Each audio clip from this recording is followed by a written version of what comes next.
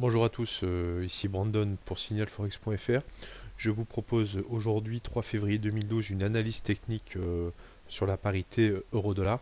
Je vous rappelle que cet après-midi à 14h30 heure de Paris, nous avons des statistiques macroéconomiques américaines tout à fait importantes. Nous avons le fameux NFP, le Non-Farm Payroll, et le taux de chômage américain. Donc on va faire un petit topo donc sur la parité euro-dollar pour anticiper un éventuel mouvement. Alors, la parité euro-dollar a évolué dans une belle tendance baissière donc depuis la fin du mois d'octobre, comme on peut le voir ici sur ce graphique en journalier.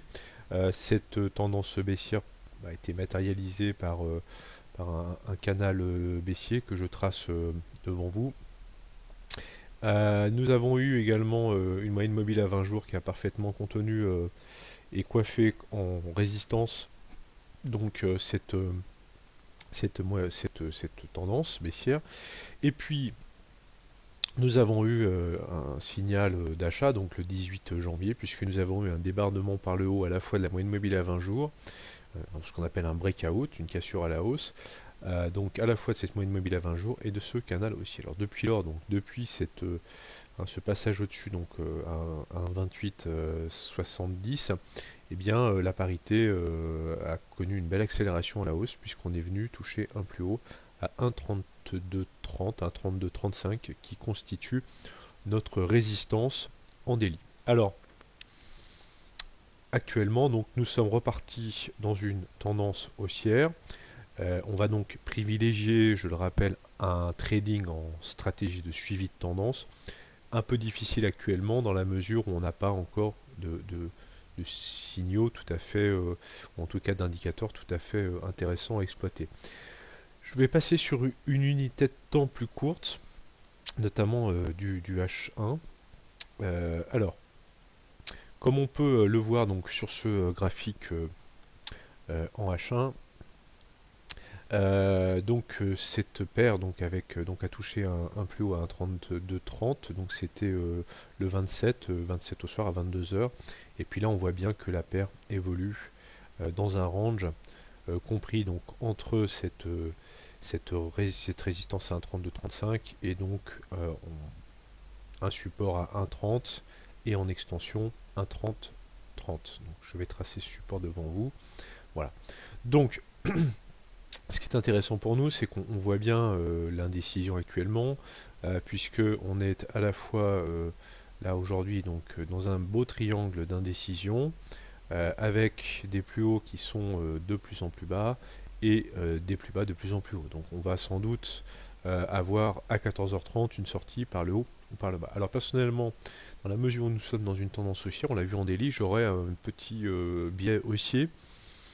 On voit également que les bandes de Bollinger sont de plus en plus resserrées. Hein. Alors c'est un indicateur de volatilité, les bandes de Bollinger. On va attendre donc que ces bandes qui sont parallèles pour le moment divergent, une accélération de la volatilité. Alors moi ce que je vous propose de faire, je vais passer sur du H4, c'est d'attendre une sortie de ce triangle d'indécision, mais surtout d'attendre une cassure. Alors scénario haussier, si on a un scénario haussier qui se met en place, d'attendre une cassure à la hausse des 1,3230. Hein. On n'en est pas très loin, on est à une soixantaine de pips. Il y a fort à parier que si les chiffres sont très bons, cela ait un effet tout à fait bénéfique sur les actifs à risque, dont fait partie l'euro, aussi paradoxal que cela puisse paraître. Donc, on va rentrer donc sur la cassure de ces 1,3230. Alors, je vous laisse déterminer le niveau d'entrée. Moi, j'aurais tendance à rentrer peut-être pas tout de suite dans l'accélération, mais d'attendre une cassure de ces 1,3230, d'attendre ensuite ce qu'on appelle un pullback, c'est-à-dire que les cours, une fois que les acheteurs gagnent leur duel, il y a un moment comme ça d'attentisme.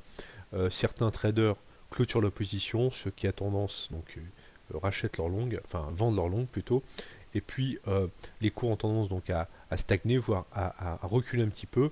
Donc on va rentrer sur le pullback. Donc idéalement, il faudrait rentrer sur un pullback à 1,3230 avec un stop à 25 pips, 20 pips même, ça pourrait peut-être suffire, même si on peut s'attendre à beaucoup de volatilité. Donc là aussi, à vous de voir par rapport à votre money management ce que vous pouvez faire.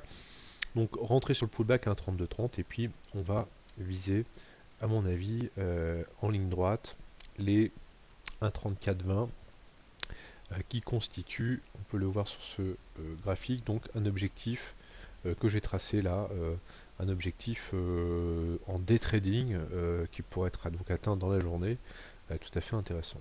Voilà. En revanche, si on a une cassure, donc scénario baissier, une cassure par le bas, là je serai un petit peu plus mitigé dans la mesure où on est relativement loin de notre support à 1,3030 qui a été, on le voit ici, travaillé donc le 1er février. Donc là en revanche, dans la mesure en plus où on serait à contre-tendance, moi personnellement je m'abstiendrais de rentrer en position sur du spéculatif, c'est-à-dire donc sur du trading à contre-tendance. Voilà. Donc je vous souhaite une bonne après-midi, on va suivre tout ça ensemble. Je vous invite bien sûr à nous rejoindre sur signalforex.fr et puis je vous souhaite une bonne journée. Au revoir.